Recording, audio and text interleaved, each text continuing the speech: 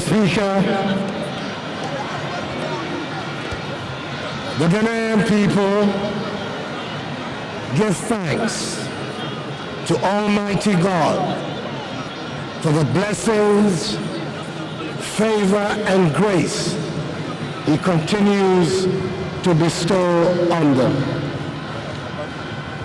Exactly a month ago, that is 7th December last year, 2016, we, the people of Ghana, in all serenity and dignity, exercised our democratic franchise freely to elect a president and parliament of our republic.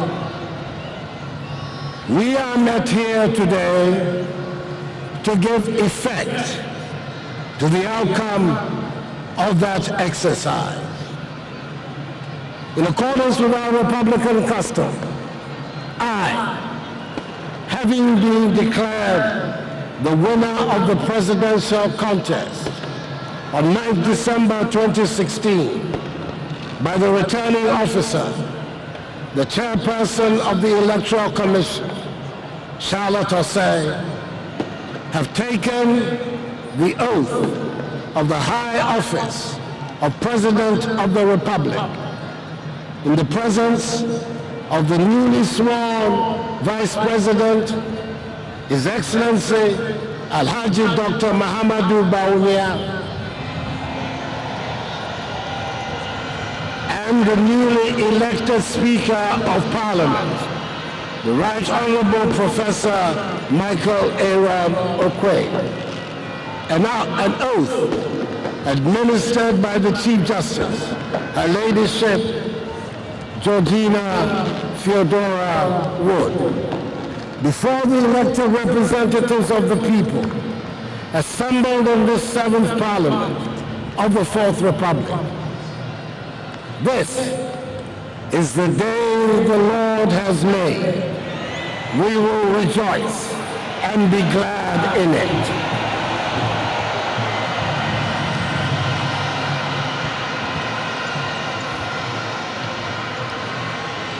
Our nation is honored by the presence at this solemn ceremony of investiture of leaders and representatives of friendly countries across the globe, in particular, those of the sister nations of our regional body, the Economic Community of West African States, ECOWAS, and of our continental body, the African Union.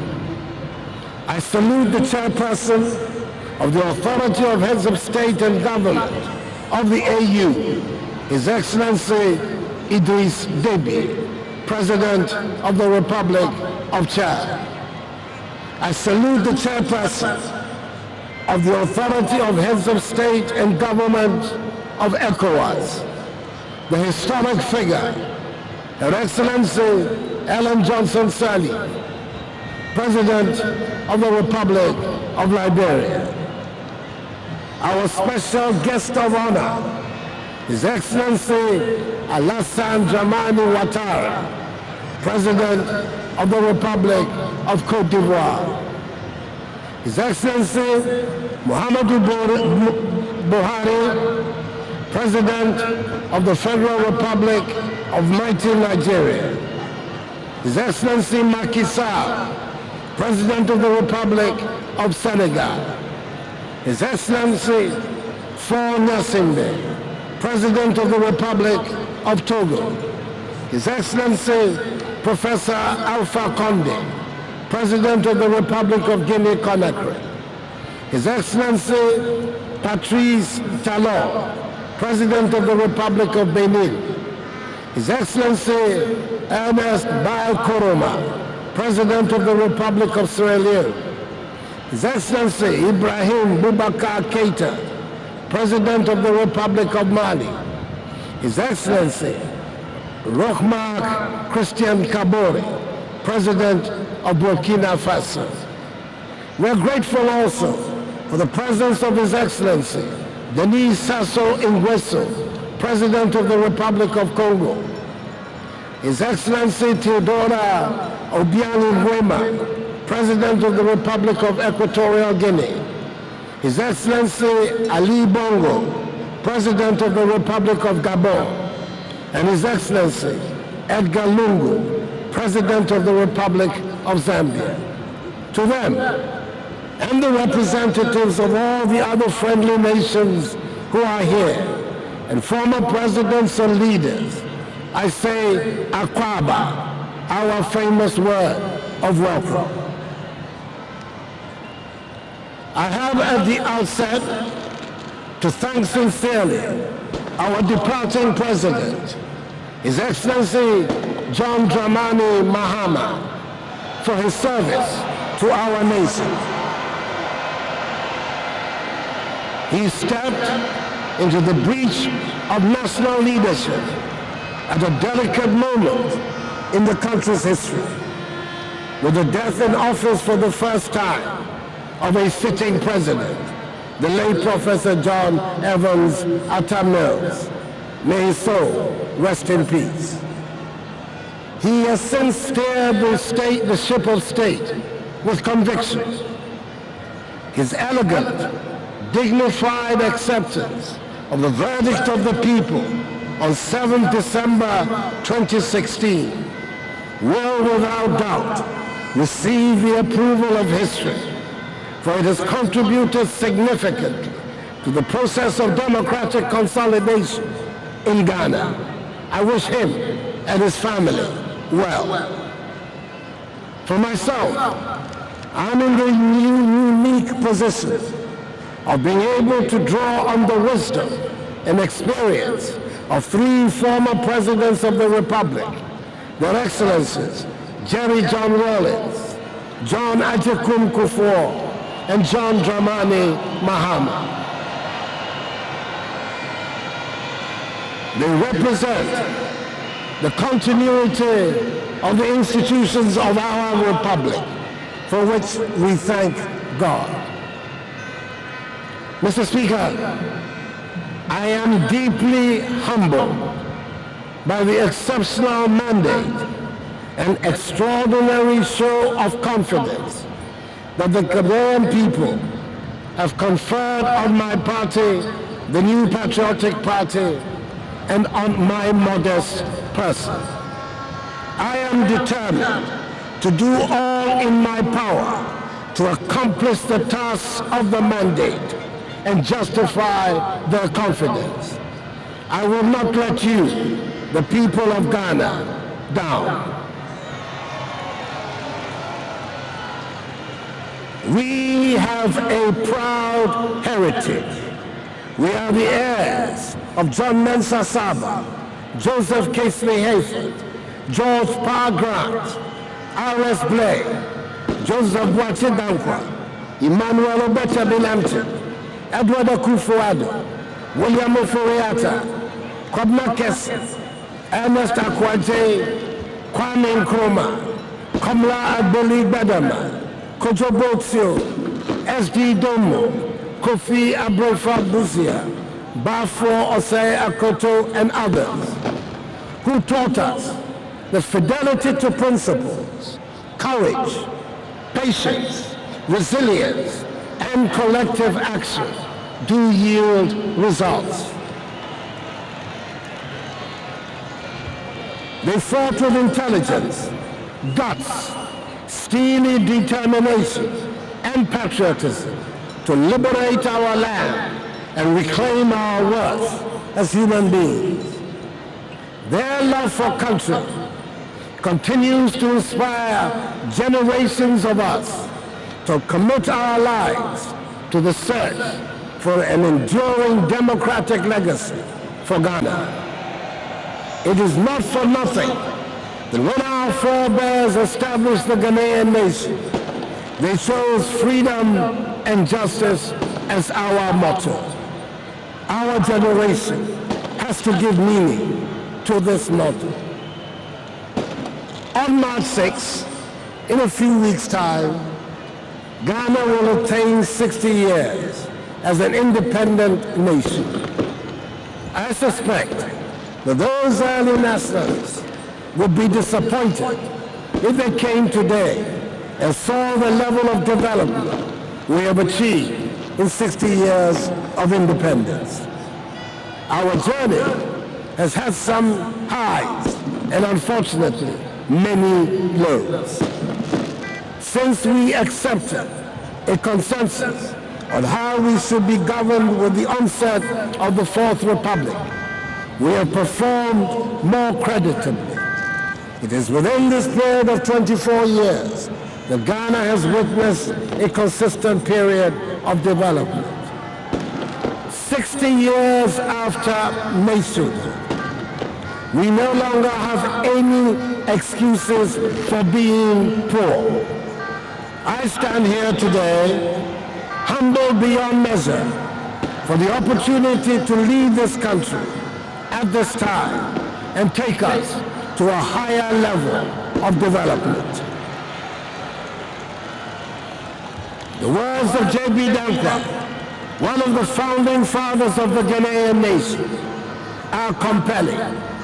He said as far back as 1960 that the duty of government should be, and I quote, to liberate the energies of the people for the growth of a property-owning democracy in this land, with right to life, freedom, and justice as the principles to which the government and the laws of the land should be dedicated in order specifically to enrich life, property, and liberty of each and every citizen, unquote.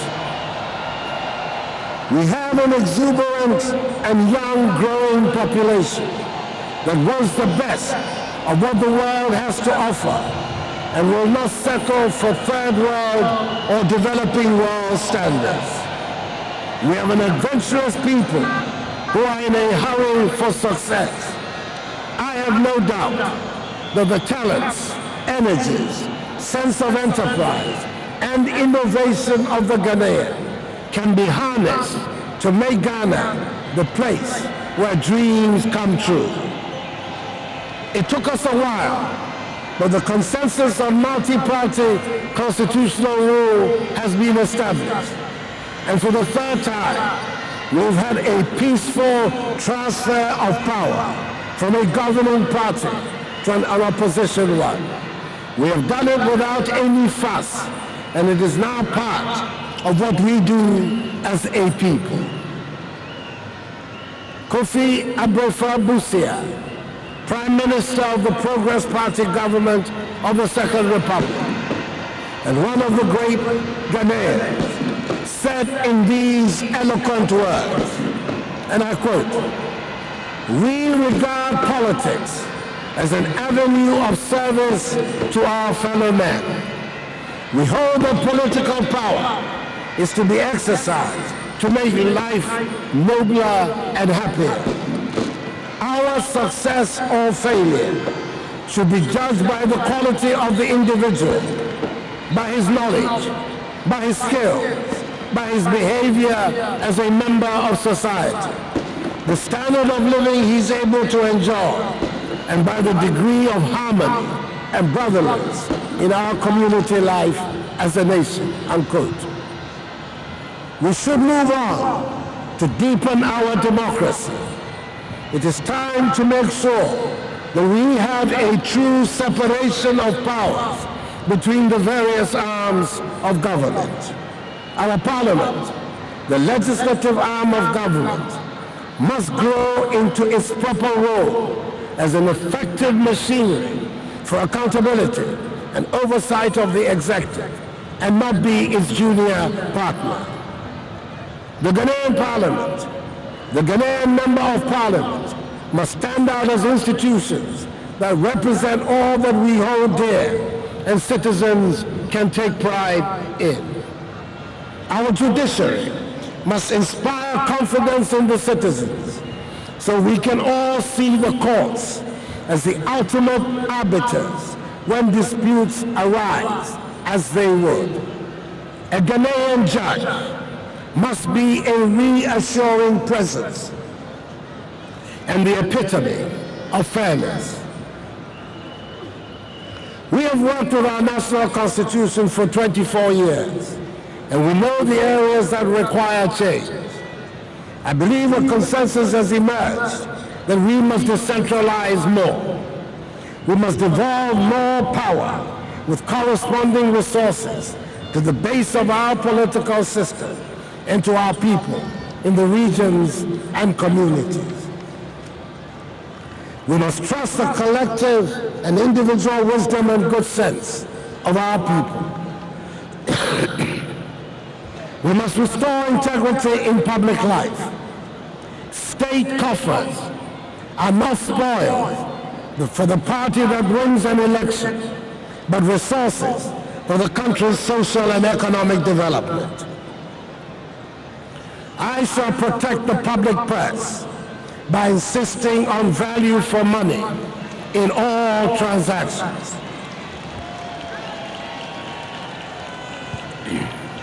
Public service is just that, service and not an avenue for making money.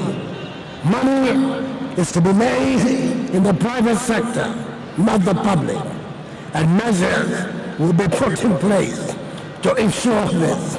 Please excuse me, I have a bad cough. I'm sorry. We must create wealth and restore happiness to our nation. We can only do this when we have an educated and skilled population that is capable of competing in the global economy. We must expand our horizons and embrace science and technology as critical tools for our development. We believe that the business of government is to govern. Ours is to set fair rules. We will provide vision and direction and shine the light down the path of our entrepreneurs and farmers.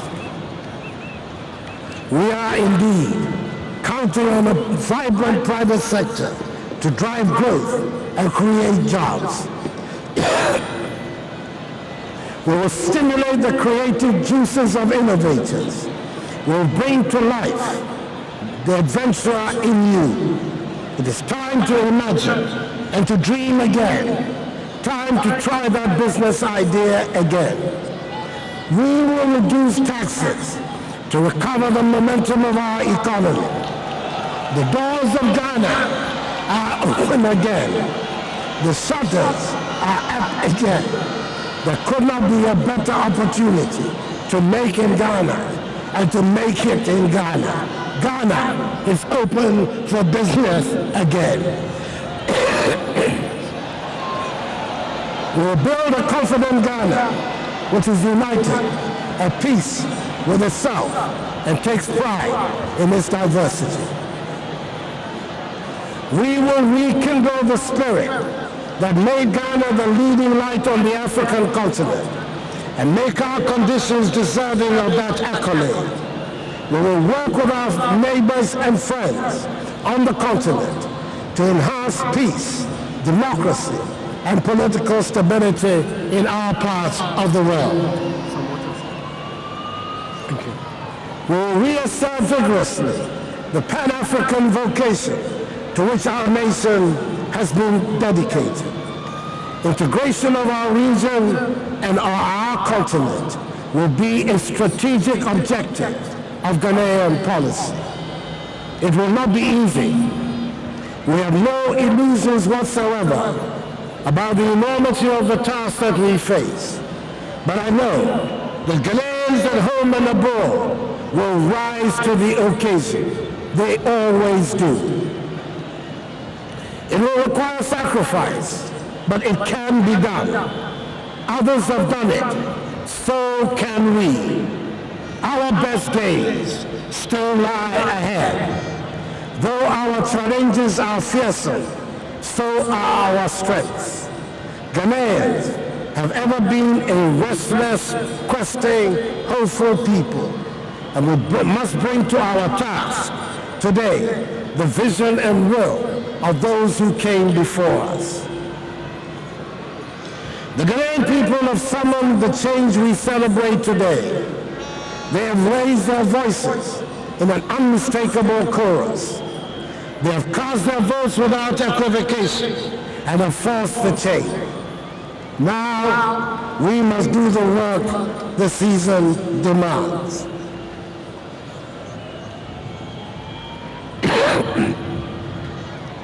To that work, I now turn with the authority of my office.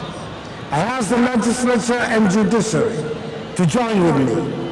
But no president, no parliament, no government can undertake this mission all by itself. Fellow citizens, you must be at the center of the change. The change we have voted for will have to start with each of us as individuals. We can start with little changes in our own individual attitudes and practices. The change can and should start now and with us as individuals. I ask you to be citizens, not spectators, citizens, not subjects, responsible citizens, building our communities and our nation. Let us work until the work is done. Holy Scripture in Galatians, chapter 6:9 says, and I quote, "Let us not become weary in doing good, for at the proper time we will reap a harvest if we do not give up."